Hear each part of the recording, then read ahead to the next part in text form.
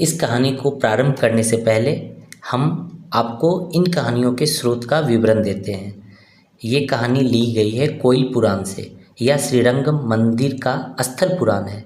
इसमें इस कथा का विस्तृत वर्णन है। इसे तमिल में लिखा गया था, जो कि बाद में संस्कृत और अन्य भाषाओं में भी विस्तृत किया गया है। दूसरा, गर्भगृह की परंपरा। श्रीरंगम महात्म्य यह अगम शास्त्र पर आधारित महात्म्य ग्रंथ है, जो कि बताता है कि श्रीरंगनाथ स्वामी विग्रह पहले ब्रह्मा जी के पास था, फिर राजा इक्ष्वाकु को मिला और अंततः यह श्रीरंगम पहुंचा। तो आइए इस कहानी को प्रारंभ करते हैं। बहुत प्राचीन काल की बात है। सतयुग में भगवान ब्रह्मा जी ने क्षीर सागर के तट पर कठोर तपस्या की। वे चाहते थे कि भगवान नारायण की दिव्य मूर्ति पृथ्वी पर अवतरित हो, ताकि मनुष्य भगवान की पूजा करके मोक्ष प्राप्त कर सके। भगवान ब्रह्मा की तपस्या से प्रसन्न होकर भगवान विष्णु ने उन्हें अपनी एक विशेष मूर्ति श्रीरंग विमान में श्रीरंगनाथ स्वामी के रूप में दर्शन दिए। यह दिव्य रूप आदिशेष पर शयन करते हुए भगवान विष्णु का था।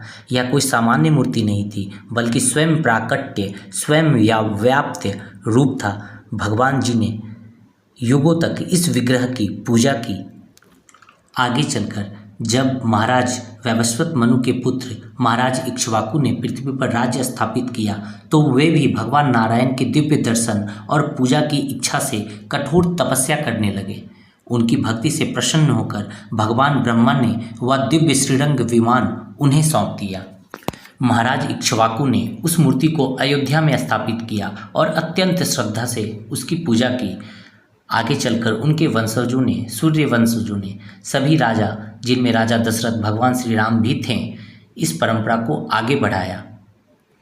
आगे चलकर रामायण के समय में भगवान श्री राम ने इस श्रीरंग विमान को विभीषण जी को उनके भक्ति और समर्पण के लिए भेंट किया। विभीषण जी इसे लंका की तरफ ले जा रहे थे। जब वे कावेरी नदी के तट पर रुके, तो भगवान श्री रंगनाथ स्वामी वहीं स्थिर हो गए और उनके आदेश पर वे वही स्थापित हो गए। और इस तरह से आज का श्रीरंगम मंदिर, जिसे हम एक प्रमुख तीर्थ स्थल और श्रीरंगनाथ स्वामी मंदिर के रूप में जानते हैं।